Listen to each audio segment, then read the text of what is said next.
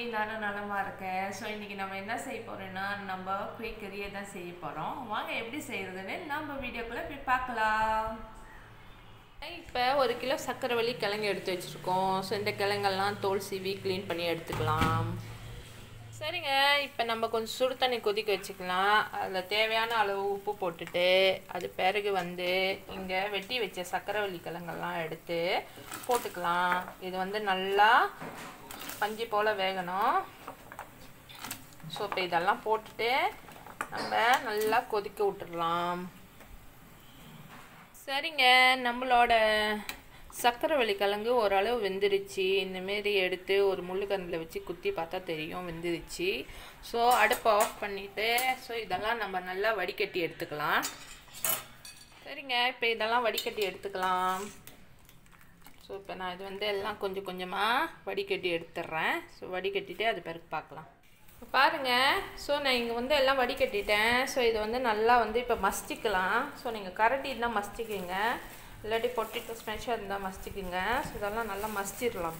இப்போ இந்த சக்கரவள்ளி கிழங்கு நல்லா மஸ்டியாச்சு. ஸோ இது கொஞ்சம் நேரம் ஆற விட்டுருவோம். ஆற விட்டுட்ட பிறகு நம்ம கோதுமாவு போட்டு நல்லா பிசைஞ்சு. சரிங்க, இப்போ நம்மளோட சக்கரவள்ளி கிழங்கு நல்லா ஆறிடுச்சு. ஸோ இங்கே நான் ஒரு 1.5 கப்பு கோதுமாவை போடுறேன். ஸோ இங்கே ஒரு 1.5 கப்பு கோதுமா நான் எடுத்து வச்சுருக்கேன். ஸோ அந்த 1.5 கப்பு கோதுமா நம்ம இங்கே போட்டுடலாம்.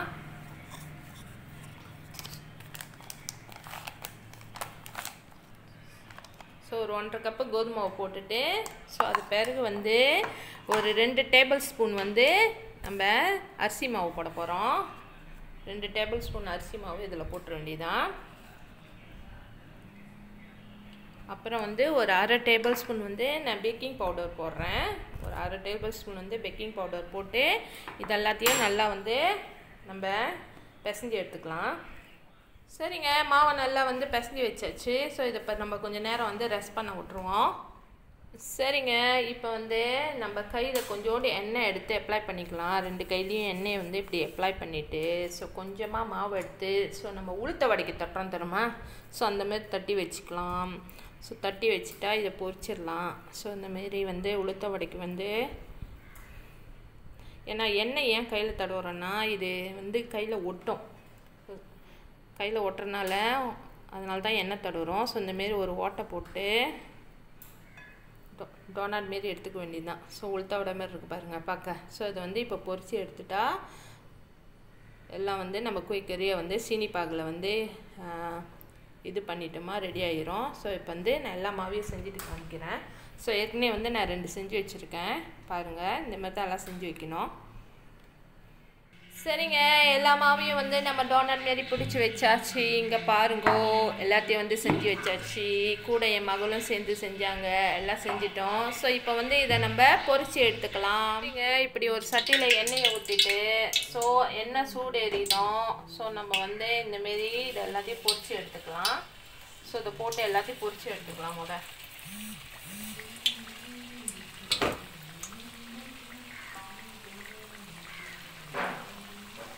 ஸோ இதெல்லாம் போட்டுட்டு நான் பொரிச்சு எடுத்துட்றேன்.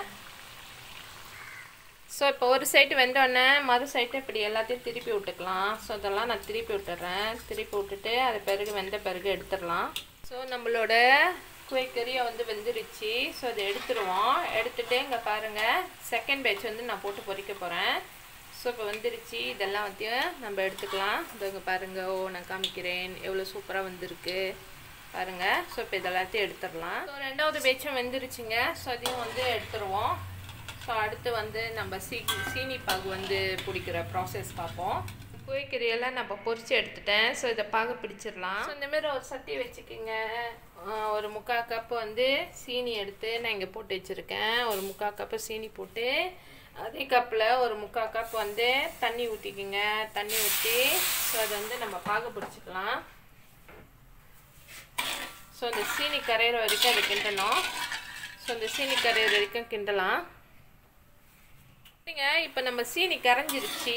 ஸோ நம்ம இங்கே எடுத்து வச்சுருக்கிற இந்த குயிக்கறியெல்லாம் எடுத்து இதில் போட்டு கிண்டிக்கலாம். ஸோ இங்கே பாருங்கள், பொரிச்சு வச்சதெல்லாம் இதில் போட்டு நல்லா கிண்டி எடுத்துக்கலாம். ஸோ இதெல்லாம் போட்டு இப்போ நான் நல்லா கிண்டி வச்சிடுறேன்.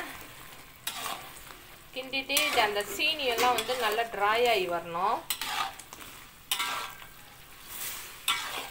ஸோ இது கொஞ்ச நேரத்தில் வந்து இந்த குவே வந்து இந்த சீனி பாகெல்லாம் இழுத்துரும். ஸோ அது பிறகு வந்து எல்லாம் வந்து சீனியெல்லாம் கரைஞ்சி இதாயிரும். கொஞ்ச நேரம் இந்த சுகர் சிரப்லேயே அப்படியே கிண்டி எடுத்தோமா அந்தமாரி கட்டாயிரும், கட்டி ஆயிரும். ஸோ அது பிறகு வந்து இங்கே நம்ம ஒரு 1/2 டேபிள் ஸ்பூன் கோதுமை மாவு எடுத்துருக்கோம். ஸோ அது இந்த மேலே வந்து தூவிக்கலாம். ஏன் தூவிக்கலாம்னு சொல்கிறேன்னா, ஸோ இந்த சர்க்கரை பாகு வந்து நார்மலாக செஞ்சு முடிச்சிட்டோமா இதுலேருந்து கரைஞ்சிரும் சம்டைம்ஸு. ஸோ இந்த சர்க்கரை பாவு கரையாமல் இருக்க தான் நான் அந்த கோதுமை மாவு போடுறேன். ஸோ கோதுமை மாவு போட்டோமா அந்த சர்க்கரை பாவு வந்து கரையாமல் அப்படியே நல்லா திக்காக அதில் ஒட்டிக்கும். ஸோ அது நல்லா கிண்டி எடுத்துட்டா கொஞ்ச நேரத்தில் சூப்பராக நம்மளோட குவேக்கரியா ரெடி ஆயிரும். ஸோ நான் கிண்டிட்டு அப்புறம் உங்ககிட்ட காமிக்கிறேன். இங்கே பாருங்க, நம்மளோட குவேக்கரியா சூப்பராக ரெடி ஆயிடுச்சு. பாருங்க எவ்வளோ சூப்பராக இருக்குது, பார்க்க நல்லா ரெடி ஆயிடுச்சு. அப்படி இனிப்பு வீட்டில் பெரியவங்க இனிப்பு நீர் அவ்வளோவங்க இருந்தாங்களா சாப்பிட முடியாது.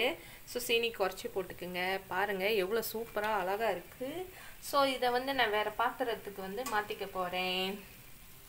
மாற்றிட்டு நான் அப்புறம் உங்ககிட்ட காமிக்கிறேன். இது தாங்க சீனி பாகலை பெரட்டி எடுத்த நம்மளோட குவேக்கரியா. பாருங்கள் எவ்வளோ செம்மையாக சூப்பராக இருக்குது. வாங்க சாப்பிடலாம்.